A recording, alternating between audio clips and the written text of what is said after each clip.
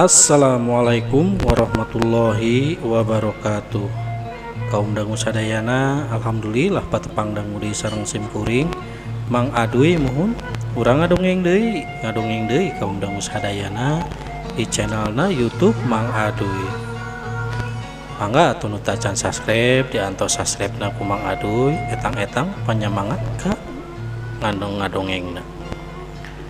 Kaum dangu sadayana, kumaha kabarna di dinten ieu? Mudah-mudahan kaum dangu sadayana teh dipasihan kesehatan jasmanina sareng rohanina ku Allah Subhanahu wa taala. Amin ya rabbal alamin.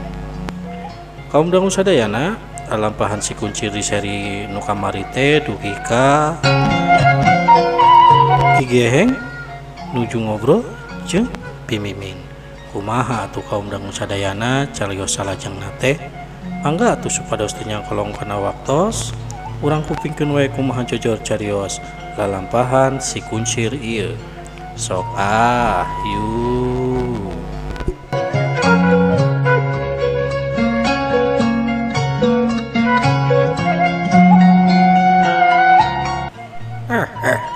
Sebenarnya mah mit dewek teh geus embung kian teh. Sebenarnya mah dewek teh sayang mundur di dunia kejawaraan, tapi kumaha atunya da kuring teh lamun teu kieu mah moal papangih eta jeung nu jadi anak teh. Oh kitu pangersa tuh ari kitu mah urang teangan babarengannya. Min urang teangan babarengan we nya.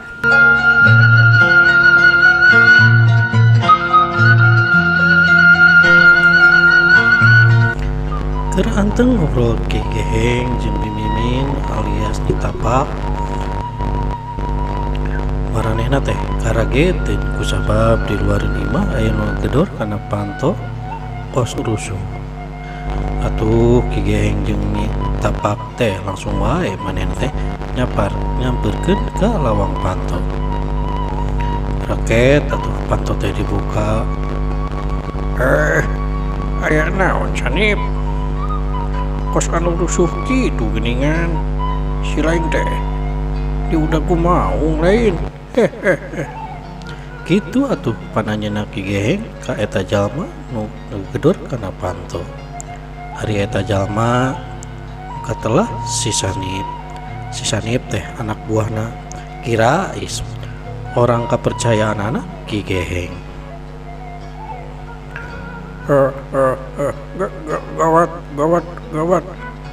Gawat pangersa si Darmaji jeung hiji babaturan anak keur ngamuk.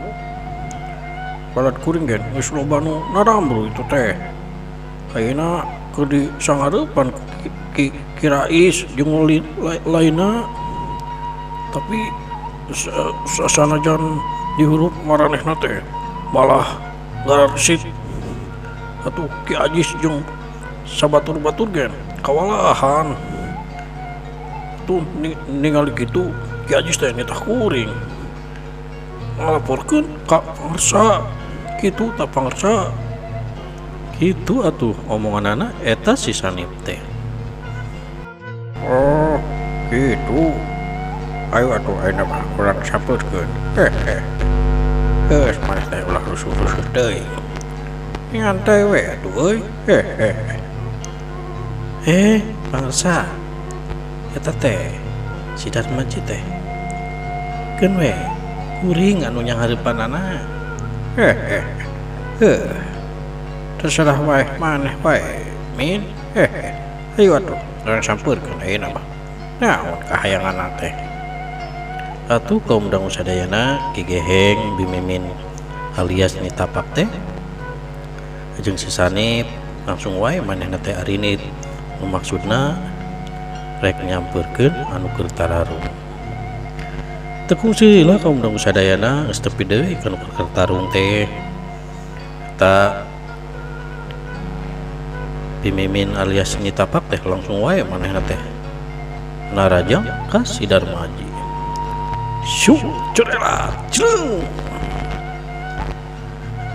Pimimin alias ditapak teh langsung wae ngadeg di hareupeun si Darmaji.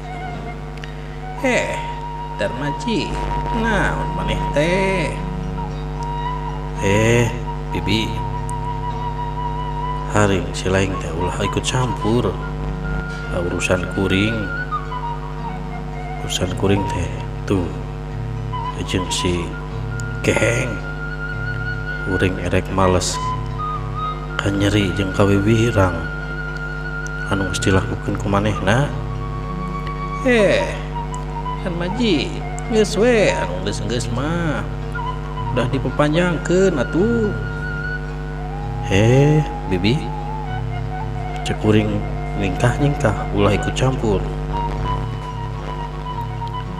Lamun teu maneh rek diperenan kuring. Asok kitu atuh Darmaji. Geus we ayeuna mah bisa mau diomongkeun ulah main cara kekerasan kieu atuh euy. Curela jeleng si Darmaji teh langsung wae main hate nonyokeun dengan katuhuna nu maksudna rek nonyok ka beungeutna Bimimin. Main hate kaget sabab tonyokanana manehna teh bisa dilepaskan ku Bimimin teh langsung wae ngeloplos gitu. Tonjokan si Darmaji teh ngadar angin. Nalik itu si Darmaji teh mikir na hatena teh geningan si Mimin teh boga pangabisa ternyangka padahal bakal rek sabaraha bulan kuring tinggal teh kitu atuh kerentesanana hate si Darmaji. Kunaon Darmaji, maneh teh angkah bengong euy. Lain maneh teh rek nandasa kuring, rek perenan kuring lain cenah tadi. Bibi, keningan maneh teh kieu nya. Syuk. Darmaji teh langsung wae maneh teh najongkeun suku katuhuna. Jadi Bimimin rikat manehna teh. Mundur lengkahna 2 lengkah. Los atuh. Nalik itu Bimimin teh langsung wae manehna teh nonjokkeun leungeun ka katuhuna ka iga burungna si Darmaji. Tapi Darmaji gen geus tatan manehna teh langsung malikeun narik suku katuhuna. Terus eta tonjokan Bimimin teh ngeplos ngadar angin. Langsung wae si Darmaji teh nonjokkeun leungeun ka katuhuna ka kana dadana Bimimin. Syuk, los, kilap, los, ceplon. Kebuka tuh. Bimimin teh langsung wae labuh kauna sadayana. Sakuring gen bi ulah ikut campur maneh teh. Konel atuh Bimimin teh langsung udang wae bari nyekel dadana nu karasa nyeri. Darmaji, maneh teh bener-bener euy. Ya, tarimakeun. Ya, kenalkeun. Ieu mah si Bimin alias Nyi Tapak. Jaga si Darmaji teh ngarenjag sabab manehna teh geus ngadeng. Ngaran Nyi Tapak teh nu boga pukulan tapak hideung. Bari ngarenjag kitu si Darmaji teh ngageurentes deui di jero hatena teh. Oh, berarti ieu teh bener cek si Abah Ajun aya anu sok ngintip awewe. Berarti manehna teh hayang naon nya. Manehna teh baheula manehna teh ngilu ka si Abah, tapi manehna teh aslina mah nyukutin nu caang dengan berarti manehna teh aya maksud. Tapi kuring teh sieuna kuring geus nguasai ilmu sakembaran. Keun sia diperenan ku urang sia min. Kitu atuh gerentesanana eta si Darmaji Mimin teh langsung wae mahina teh. Kunaon Darmaji, maneh teh angkah repeh euy. Kagetnya ngadengi kuring. Eta apa? Saha nu kaget. Saeutik kaget kuring mah. Emang tapak bogana ngan boga angkelan eta tapak hideung doang. Sieun kuring mah bi. Maneh teh Darmaji mani hampas pisan sia kuring teh euy. Ya rasakeun tenggelan kuring disebut tapak hideung. Tarimakeun sia maneh geus ngahampas ka kuring. Tarima akibatna Darmaji.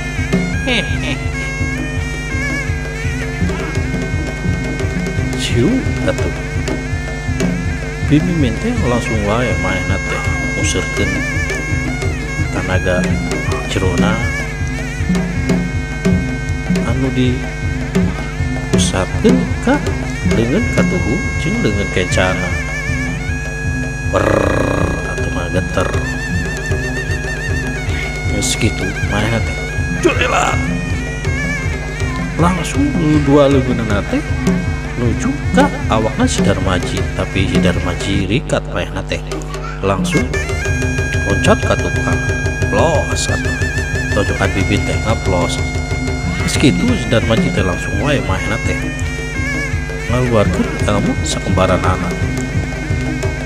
Pas keur cicing kitu eta Mimin teh langsung wae rikat nyerang ka si Darmaji anu keur cicing.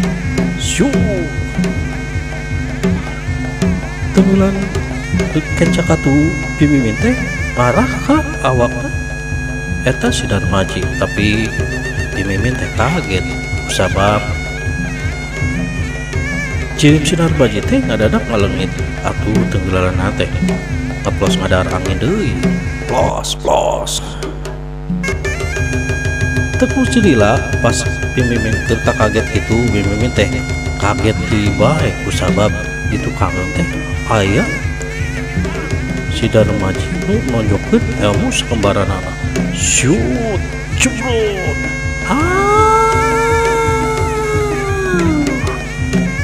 oleh kebut orolo Mimin alias Nyi Tapak teh ngaluarkeun getih lalambaran.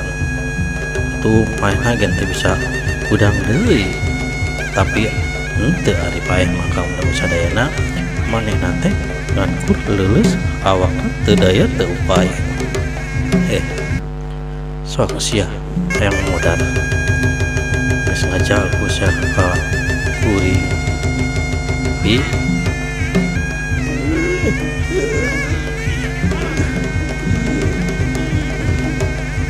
Ayeuna mah kuring geus moal dibere ampun deui sia.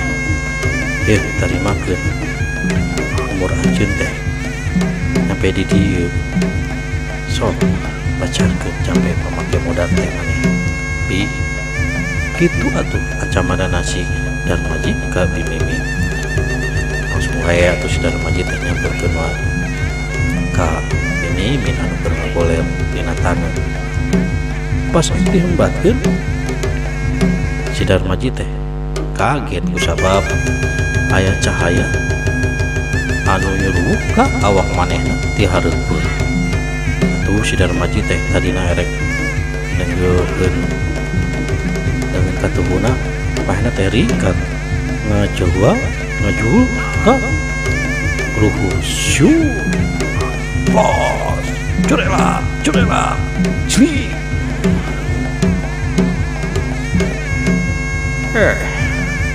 Maneh teh euy geus erek nandasa teu geus teu pola kaya sia Darmaji. Kitu atuh anu nyerang ka si Darmaji teh kaum dangu sadayana anu nyerang ka si Darmaji teh penulungan Mimin nyaeta Ki Gehe. main teh langsung wae likat pas ningali si Darmaji rek si kakak bimimin sia so kadieu sia sakalian sia kadieu dipurharan sia ku aing nama kuring erek balas wirang maneh ditimpahkeun ka kuring jeung kolot kuring nyaeta si Bah Acun boga ilmu naon sia teh euy.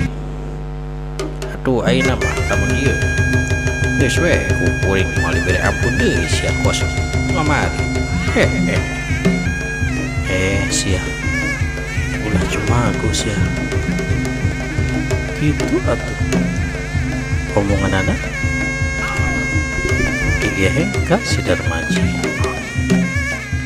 sia Waktosna seep kaum dangu sadayana waktosna seep. Insyaallah lain waktos urang lajengkeun deui lalampahan si kunci dieu sim kuring mangadu nyuwun ke dia pun ten pilih dongeng sim kuring ieu seueur pisan kakiranganan. Pamit mukur mundur, bila taufiq wal hidayah. Assalamualaikum warahmatullahi wabarakatuh.